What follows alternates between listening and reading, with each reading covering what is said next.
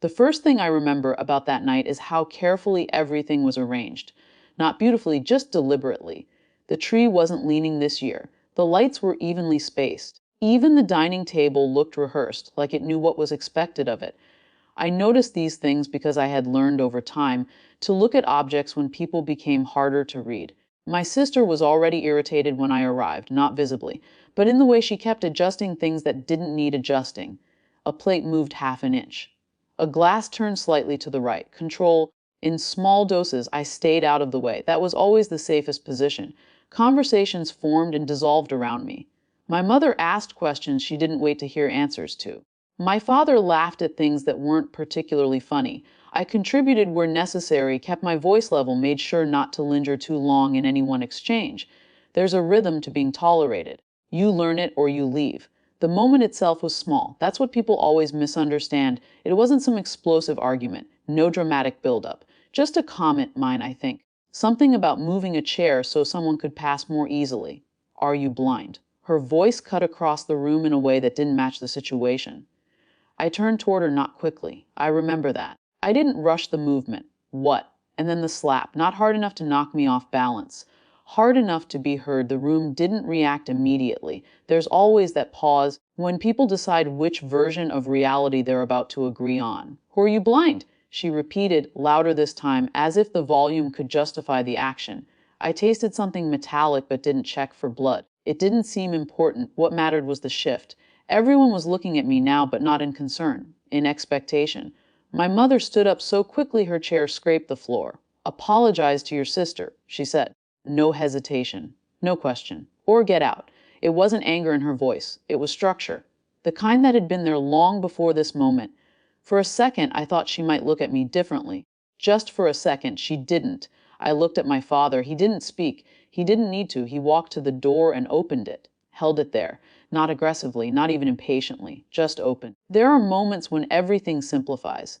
Not emotionally. Logical, I could have argued, explained, asked for something resembling fairness. But all of that would have required them to step outside roles they had already chosen. I wasn't interested in asking anymore. So I picked up my coat. No one tried to stop me. That's the part people imagine incorrectly later. They think someone must have hesitated, must have softened. No. I walked past my father, close enough to notice that he avoided eye contact. The door closed behind me with less sound than I expected. Outside, the air was colder than it should have been for that time of year, or maybe I just wasn't used to feeling it without distraction. I didn't go far, just far enough. There's a particular kind of quiet that follows a moment like that, not relief, not anger, something more precise, clarity maybe. I sat in my car for a while without starting it, not replaying the slap. Not even the words, just the pattern, how easily it had all aligned, how little resistance there had been. I think that's when the decision settled, not as a declaration, not as something dramatic, just a quiet adjustment. Returning wouldn't look the same anymore. Not because of what they had done, because of what I now understood. Morning came without ceremony. I didn't sleep much, but I didn't feel tired either. Some part of me had already moved ahead, leaving the rest to catch up. My phone had a few missed calls. No messages. That felt consistent. I drove back later than I needed to. Not out of hesitation. Time in the street looked normal from a distance. Then I saw the vehicles. 2 black government SUVs parked cleanly in the driveway. Not angled, not rushed, intentional. For a moment, I stayed in the car again. Not out of uncertainty this time, just observation. This wasn't chaos. It wasn't urgency. It was procedure. When I stepped out, one of the men near the door turned slightly. Not startled. Expecting. Morning, he said, as if we had agreed on the time beforehand. We were told you might arrive around now. I nodded once. Inside, the house felt different, not quieter, but rearranged in a way that had nothing to do with furniture. My mother was standing near the hallway, hands clasped too tightly. My sister was nowhere in sight. My father stood off to the side, not near the door this time. No one spoke to me immediately. They were watching again. But the expectation had changed. One of the officials stepped forward, holding a folder, not open, just present. We need to go over a few things with you, he said. His tone was even professional. Shouldn't take long. I agreed. We sat at the same table from the night before. No one else joined us. The conversation was straightforward. Details. Clarifications. A few signatures. Nothing dramatic. Nothing that would make sense to someone listening from another room.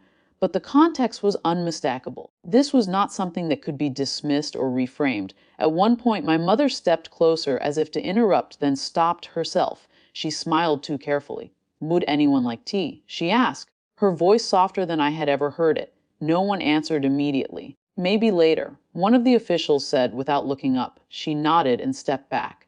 My father shifted his weight, like he wanted to say something, but couldn't find the version of it that would fit here.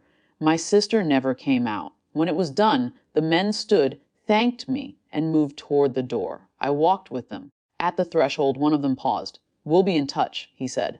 Same channels. Understood. They left the same way they arrived, quietly, without spectacle. The SUVs pulled away with slow precision. For a moment I stood there, the door still open behind me. I didn't turn around right away. When I did, my parents were still in the hallway, waiting, not commanding, not correcting, just waiting. I didn't offer an explanation. There wasn't one they were entitled to anymore. I'll be heading out, I said. My voice sounded the same as it always had. My mother nodded quickly. Of course, she said. Anytime you want to. She didn't finish the sentence. My father met my eyes this time, briefly. It wasn't understanding, but it wasn't absence either. Something in between. I picked up my coat again. The same one from the night before. As I walked past them, no one tried to stop me, but it didn't feel the same. Outside, the air hadn't changed.